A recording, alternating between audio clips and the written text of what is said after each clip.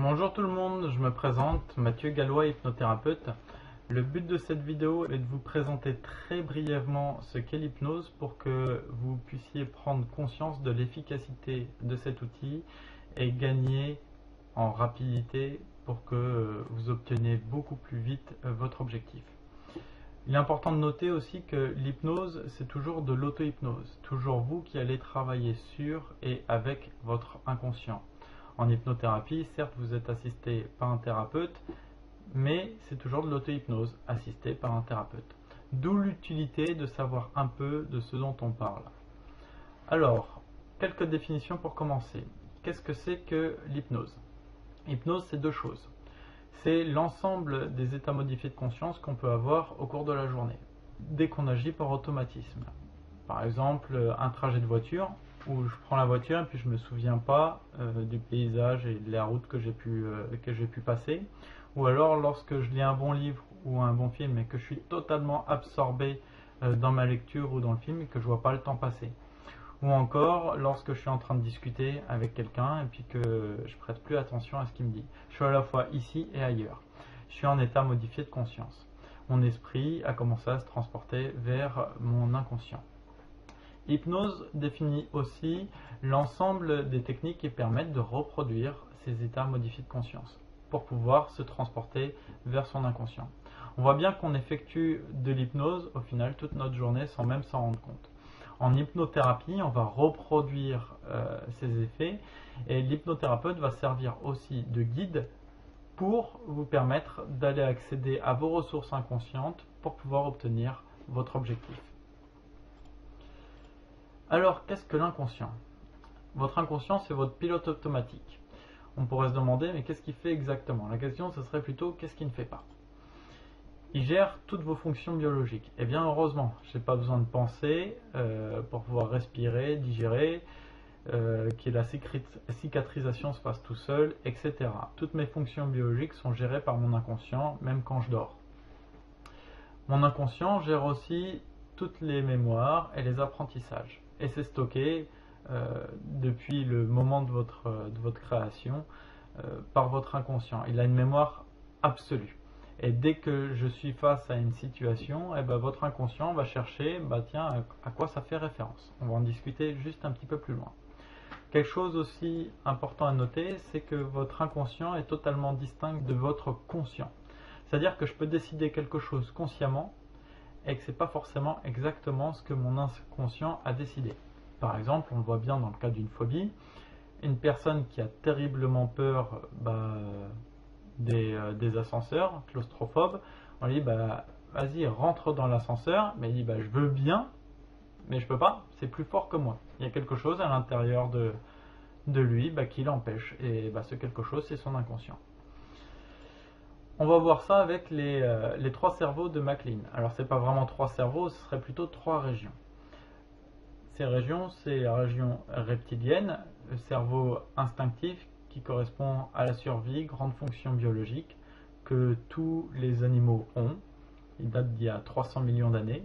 Après, le cerveau limbique qui correspond au cerveau affectif avec les mémoires, les émotions, tous les apprentissages.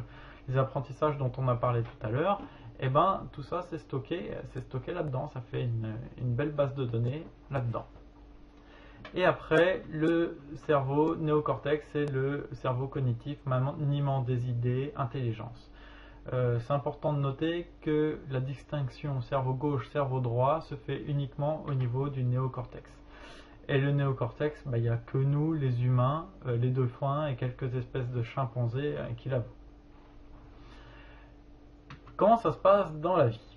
Lorsque je suis face à une situation, quelle qu'elle soit, cette situation est analysée au niveau du cerveau limbique. On a vu tout à l'heure que c'était là qu'était stocké notre mémoire et nos apprentissages. Du coup, deux possibilités. Soit ça fait référence à quelque chose de neutre, c'est-à-dire pas eu encore d'apprentissage là-dessus, ou quelque chose de positif, auquel cas on peut utiliser notre néocortex, agir en intelligence, donc possibilité d'agir en fonction de la situation. Soit ça fait référence à une situation jugée négative par l'inconscient. Et là, il faut bien comprendre que du coup, on est en mode survie. C'est jugé négatif par la situation est jugée négative par l'inconscient, donc il y a un danger pour le système. Du coup, il faut réagir très rapidement sur un schéma très court.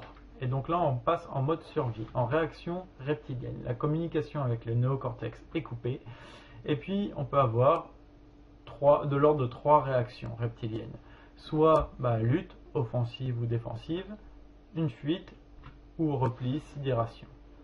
Par exemple, la situation c'est je veux conduire, prendre la voiture. C'est analysé au niveau limbique.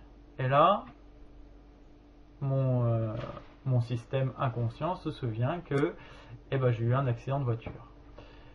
Du coup, c'est jugé comme négatif par l'inconscient là de prendre la voiture. Et donc la communication avec le néocortex est coupée et je peux avoir des réactions telles que de lutte, par exemple besoin de tout contrôler, je vais gérer à quelle heure je pars, qu'il pleut pas, que la voiture est bien en parfait état, etc. Ou alors je peux avoir réaction de fuite, telle que je tombe malade lors de grands trajets, c'est plus fort que moi, je vais pas supporter le grand trajet, et du coup je me rends malade. Et en fait c'est mon inconscient qui me rend malade. Mais mon inconscient c'est moi. Ou alors réaction telle que repli. Par exemple, ressentir des douleurs physiques durant les trajets pour m'obliger à m'arrêter ou à faire autre chose. C'est qu'il y a quelque chose en moi qui dérange. Ce quelque chose en moi qui dérange, là, pour le coup, c'est l'accident de voiture. En hypnose, comment ça fonctionne?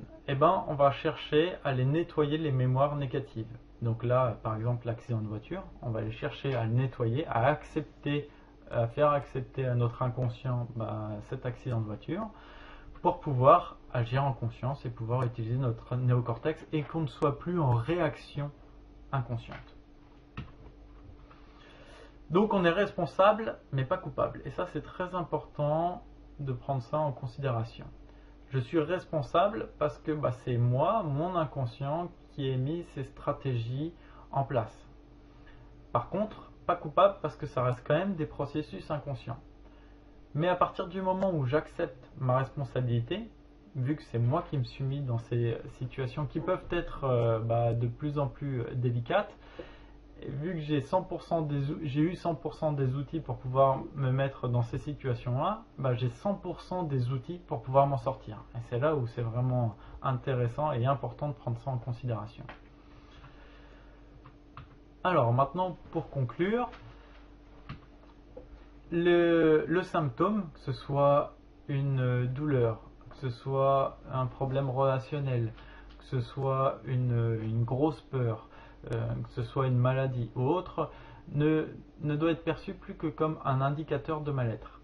C'est que quelque part derrière ce symptôme, il y a mon inconscient qui est en train de me dire il y a quelque chose qui cloche. Le but du jeu, c'est d'aller nettoyer ce qu'il y a derrière. À partir du moment où on a tout nettoyé ce qu'il y avait derrière, le symptôme disparaît. Et on se sert donc de ce symptôme plus que comme un indicateur. Lorsque l'indicateur tombe à zéro, on sait qu'on a nettoyé tout ce qu'il y avait derrière à nettoyer. Important de prendre en considération aussi que je suis responsable mais pas coupable, donc je suis responsable de ma guérison émotionnelle. Et puis on a vu aussi tout à l'heure que notre inconscient il gérait la cicatrisation. À partir du moment où je soigne et que je gère mes émotions, que je suis ok et que j'ai enlevé tous les traumatismes que je pouvais avoir, la cicatrisation va se faire beaucoup plus rapidement puisque je coopère et je travaille donc main dans la main avec mon inconscient. Et que le moteur de changement vraiment c'est la volonté. À partir du moment où je désire résoudre une situation, je vais avoir les billes, je vais avoir les outils pour pouvoir me permettre de la résoudre. Même si c'est pas forcément facile, mais la volonté c'est vraiment le plus important. J'obtiens toujours à la hauteur de mon engagement. Donc c'est ça, à partir du moment où on se livre, on va pouvoir aller beaucoup plus profondément dans ces blessures pour pouvoir aller les soigner. Aussi, on a tous la capacité en nous de pouvoir travailler en état modifié de conscience. Donc quelque chose qui pourrait bloquer, ça serait une croyance limitante de savoir l'hypnose par exemple, ça fonctionne pas sur moi. Ah non, c'est faux. On en fait toute la journée, tout le temps, sans même s'en rendre compte.